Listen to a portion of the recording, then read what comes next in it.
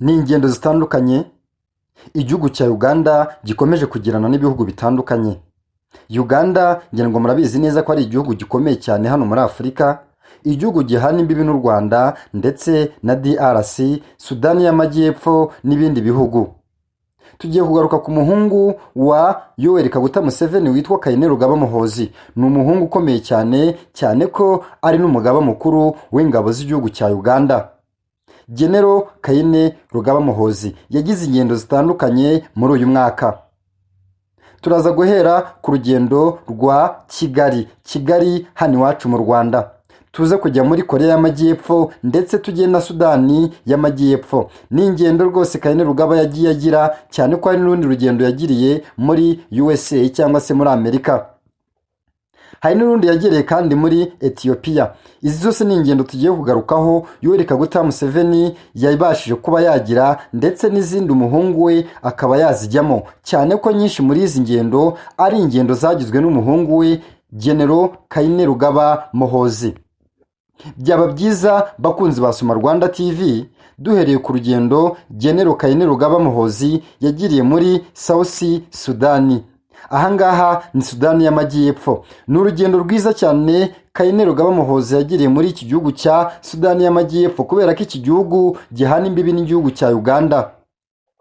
Guverinoma ya Uganda ndetse na Sudani y'Amajyepfo nayo yita igihugu, kubera ko buriya ni igihugu gikomeye cyane, igihugu gifite amahoro, umutekano ndetse n'ubucuruzi, cyane ko ubwo bucuruzi bwambukiranya imipaka y'igihugu cya Uganda ndetse ikaba ifitanye ubushuti bukomeye cyane n'igihugu cya Uganda, kubera ko hari ibicuruzwa byinshi cyane biva muri Sudani y'Amajyepfo. Ibyo bicuruzwa bikaba harimo imyambaro ku giciro cya make, inkweto, cyane ko kandi amahoro yo muri Sudani y'Amajyepfo yagirana ubutwererane cyangwa se yagirana uruhare rukomeye cyane na Uganda.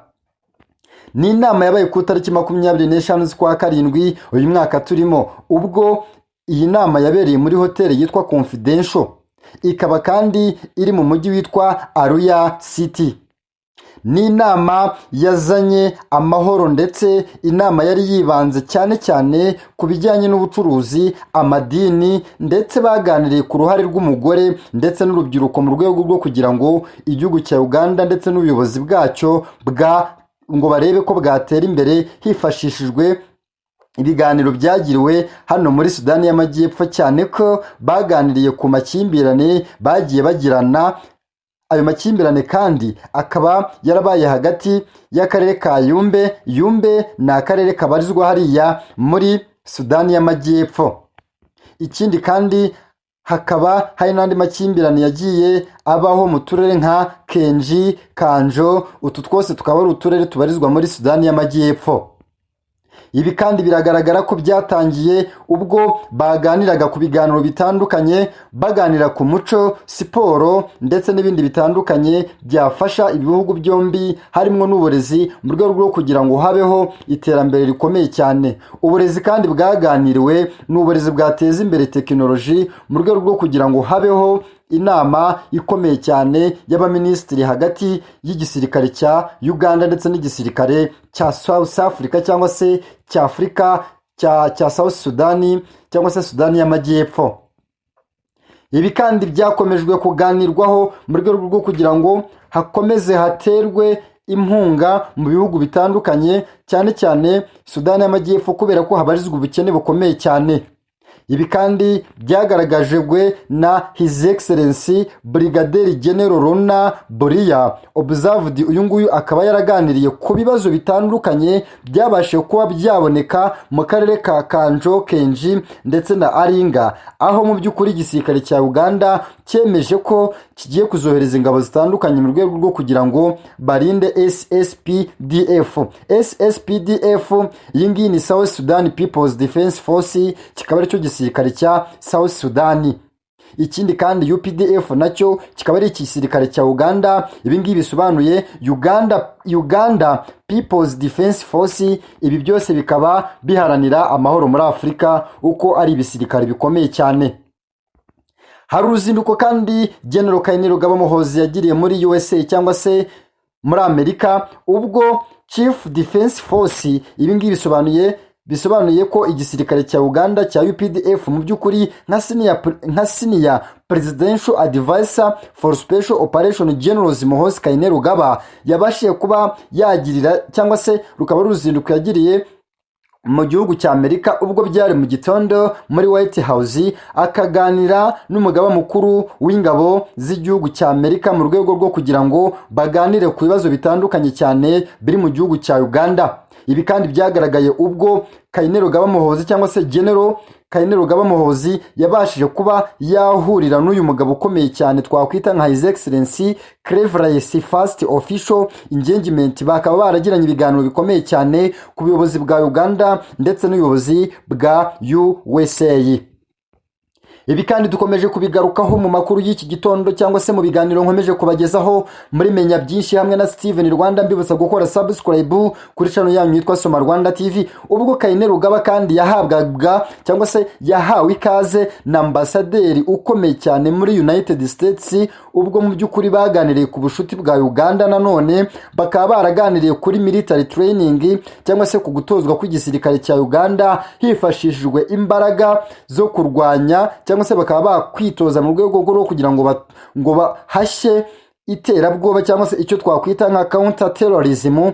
Yumvise counter terrorism ahangamba mvuze iterabwoba ry'ubwicanyi mu rwego rwo kugira ngo bakomeze baganire ku buzima. Nimvuga ubuzima ahanga turasangamwo ubuvuzi ndetse n'icyo twakwita regional security cyangwa se umutekano mpuzamahanga. Ibindi kandi baganiriye bagaragaje cyane ko Kainerugaba Muhoozi yabashije kuba yashimira inyungu z'igihugu cya Uganda kubera ko igihugu cya Uganda cyabashije kuba cyakwigira kuri USA ibyo twakwita nk'uburezi, ubuhinzi ndetse n'ibijyanye na infrastructure development cyangwa se ibingibi bijyanye n'ikoranabuhanga mu rwego rwo kugira ngo ibikorwa remezo bikomeze bigerweho mu kuzamura iterambere ry'igihugu cya Uganda. General Kainerugaba kandi yabashije kuba yagaragaza icyo twakwita nka issued cyangwa se ibibazo bya Amerika byaba byarabereye mu gihugu cya Uganda kubera ko Uganda yigeze kwanga ko igihugu cya Amerika cyakubakayo ibirindiro bya gisirikare. Ibi kandi Kainerugaba Muhoozi akaba yabiganiyeho mu rwego rwo kugira ngo akomeze agaragaze icyo twakwita ubushuti hagati ya Amerika ndetse na Uganda. Bakunzi ba Soma Rwanda TV, ni byinshi cyane nkomeje kubagezaho iki gitondo. Ni ibiganiro bikomeye cyane, ibiganiro bikomeje kuba byateza imbere channel yacu, channel y'abanyarwanda. Ikindi kandi His Excellency Clever yashimiye CDF cyangwa se igisirikare cya Uganda ubwo cyari i Washington mu bufatanye babashije kuba bagirana mu rwego rwo kugira ngo hagati yabo bakomeze bagire ubwunge cyangwa se ubumwe mu kuzamura ireme n'ubwenge bw'igihugu cya Uganda. Ibindi kandi babashije kuba baganiraho ni ibijyanye n'iterambere rya Uganda ndetse no mu rwego rwo kugira ngo bakomeze bafashe abanyafurika. Urundi ruzinduko kandi Kainerugaba Muhoozi yabashije kuba yagira n'uruzinduko rwabereye muri Korea y'Amajyepfo, ubwo uyu mugabo cyangwa se uyu mugabo rwose ukomeye cyane wa CDF, nababwiye ngo CDF bisobanuye the Chief of Defense Force. Byari mu gitondo ubwo Kainerugaba Muhoozi yabashije kuba yahura na Colonel Kim Seha. Uyu Colonel Kim Seha akaba ari umugabo ukomeye cyane hariya mu gihugu cya Korea y'Amajyepfo, ubwo baganiriye kandi ku gisirikare cya Uganda ndetse uyu mugabo ukomeye cyane yaganiriye ku bijyanye na headquarters zihagarariye cyangwa se ni headquarters z'igihugu cya Uganda cyangwa se ni ingabo z'igihugu cya Uganda ziherereye hariya muri Korea kubera ko buri igihugu cya Uganda gifiteyo ambasade ikomeye cyane.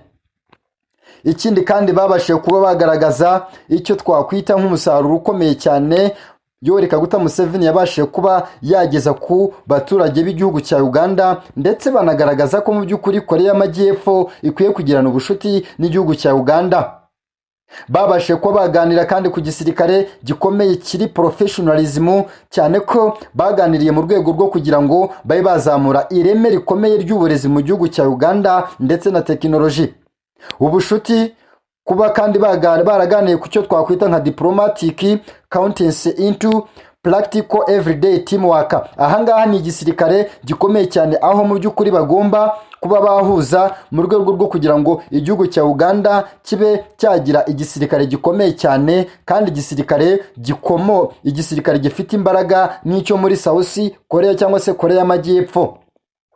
Ikindi kandi the CDF yabashije kuba yaganira ku bufatanye bukomeye cyane ndetse n'imbaraga zikomeye cyane mu rwego rwo kugira ngo mu by'ukuri babe bazamura igisirikare cya Uganda. Ni igisirikare gikomeye cya Uganda, aho uyu mugabo rwose Muhoozi akomeje kuba yazamura izina mu bihugu bitandukanye bya Afurika. Ikindi kandi baganiriye na senior staff wa Korea ubwo Koloneli Kim yaganiraga n'uyu mugabo Kainerugaba Muhoozi mu rwego rwo kugira ngo bakomeze bazamure ireme rya gisirikare ndetse n'imbaraga zikomeye cyane z'igihugu cya Uganda.